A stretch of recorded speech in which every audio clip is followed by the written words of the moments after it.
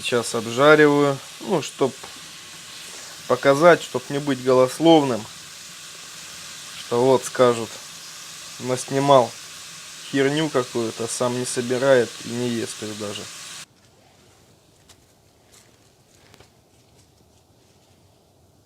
Всем привет! Вы на канале Тихая Охота. Прошли вот дожди несколько дней. Было сухо. Сейчас постепенно начинают после дождей расти грибы. Вот я приготовил для вас такой гриб. Хочу показать его. Это навозник серый. Вот в таком виде его уже есть нельзя. Уже пластинки потемнели. Так называемый чернильный гриб.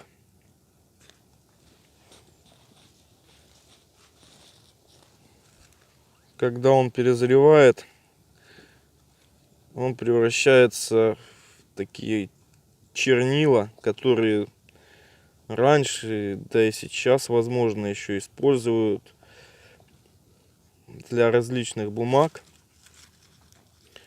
Рисуют при помощи этих чернил различные узоры, которые можно потом разглядеть под микроскопом. В их чернилах находятся споры, которые создают рисунок, который подделать невозможно. Вот они. Сейчас есть можно только молодые. Вот. Без вот такой вот черноты, до потемнения пластинок. Сейчас вот он, вот молодой гриб. Вот. Пластинки еще светлые. Ну, видимо, влаги все-таки много. Дожди сейчас частенько льют. Начинают уже темнеть. Даже вот у молодого пластинки. Можно жарить, мариновать.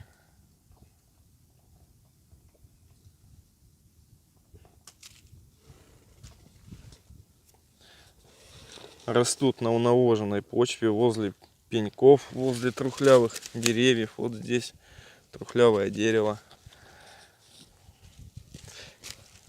Вот их тут сколько много.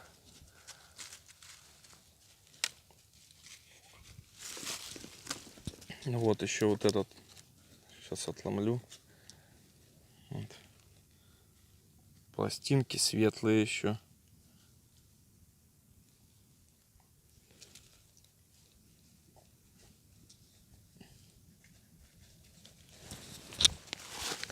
Вот здесь вот он растет.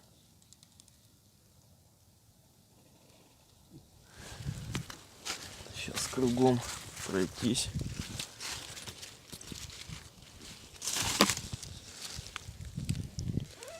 Вот еще. Растут они всегда большими семьями.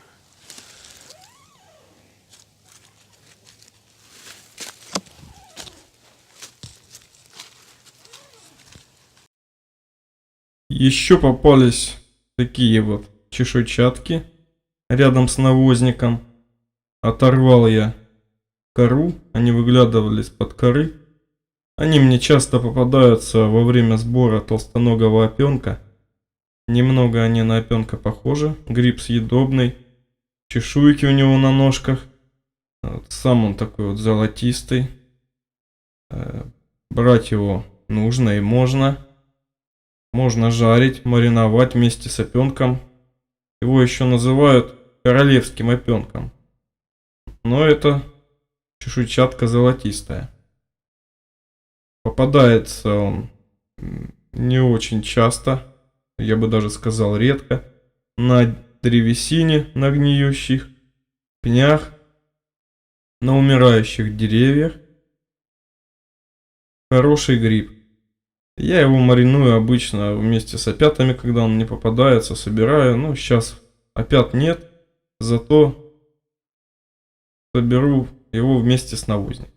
Насколько я помню, чешуйчатка богата различными минералами: магний, кальций, натрий, железо, белок, жиры в ней содержатся, намного больше, чем в других грибах. Кстати, часто он мне попадается на вербах, на ивах. Ну, вообще на деревьях лиственных пород он растет. Особенно на трухлявых, на погибающих деревьях. Растет этот гриб практически по всей России, Украине. Встречается, да, и в Азии, в Китае, в Японии, в Корее, по-моему, собирают этот гриб. Чешуйчатка золотистая. Часто люди по видео не могут идентифицировать какой-то гриб, который они нашли в лесу, поэтому не стесняйтесь, пишите в комментариях, как, в каком виде лучше показывать чаще грибы. Да, забыл еще насчет навозника вот такую вот информацию сказать. Значит, употреблять его с алкоголем нельзя. От слова нельзя совсем, потому что с алкоголем вместе он превращается в яд, начинается слезоточивость.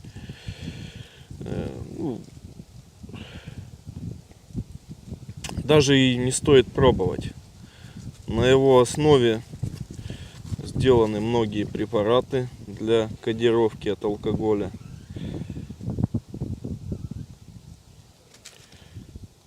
В старину те люди, которые знали вот это его свойство, женщины частенько своим мужьям в еду подмешивали для того, чтобы они не употребляли спиртное. Вот я, заметьте, вот я беру только со светлыми пластинками навозник. Вот. Тут уже начинают темнеть, такие брать я не буду. Молодые, забираем молодые. Вот я отварил навозник, чешуйчатка золотистая. Кстати, цвет она свой практически не потеряла. Сейчас обжариваю, чтоб показать, чтоб не быть голословным, что вот скажут, наснимал херню какую-то, сам не собирает и не ест их даже. Вот, пожалуйста. Отваривать надо обязательно, хотя пока я по лесу ходил, мне так есть захотелось, что шляпку одного навозника я съел все-таки. И немножко я вот освежил память. В общем, симптомы отравления им при приеме алкоголя: тошнота, рвота, сопли, слезы, вот это все. И, в общем, это недолго длится. Но после этого алкоголь пить не хочется. Поэтому те, кто любит грибочки под водочку, это не для вас. Навозник серый, шляпка серая или серовато-коричневая, в центре более темная, 5-10 см в диаметре.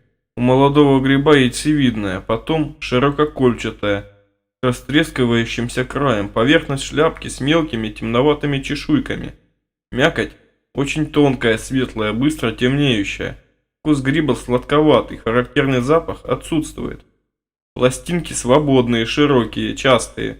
Цвет их у молодых грибов белый, затем становится темно-бурым, у старых черный. Ножка центральная, белая, при основании слегка буроватая, гладкая, полая, 10-20 см высотой, 1-2,5 см в диаметре, часто сильно изогнута. Остатки покрывал, кольцо белое, быстро исчезает, вольва отсутствует. Споровый порошок черный, споры 9×6 микромиллиметров. Эллипсоидные. По мере созревания шляпка и пластинки гриба расплываются в черную жидкость, автолиз. Гриб растет на унавоженных, богатых перегноем почвах, на полях, огородах, садах, на свалках, около конюшен, навозных и компостных куч, в лесу на вырубках, около древесных стволов и пней, лиственных пород. Встречается часто большими группами. В северном умеренном климате с мая по октябрь. условно-съедобный гриб, съедобен только в молодом возрасте, до потемнения пластинок, после предварительного отваривания. Употребляется в вареном, жареном и маринованном виде, как и навозник белый. Содержит каприн, поэтому при употреблении его с алкогольными напитками вызывает отравление и антабусный эффект. Симптомы сходны с отравлением алкоголем в сочетании с дисульфирамом, который применяется для лечения алкоголизма. Навозник серый и навозник белый применялись для изготовления чернил. Для этого зрелые грибы складывали в посуды и после завершения процесса автолиза полученную жидкость профильтровывали и добавляли клей и ароматизатор, гвоздичное масло. Такие чернила применялись в виде добавки к обычным в качестве средства для защиты документов государственной важности, крупных денежных векселей. Защита основана на том, что после высыхания споры гриба образуют уникальный рисунок, который затем рассматривали в микроскоп и фиксировали вручную. Навозник серый обладает свойством вызывать отравление у тех лиц, которые находятся в состоянии алкогольного опьянения, оставаясь безвредным для непьющих. Это дало основание предложить его в качестве противоалкогольного средства.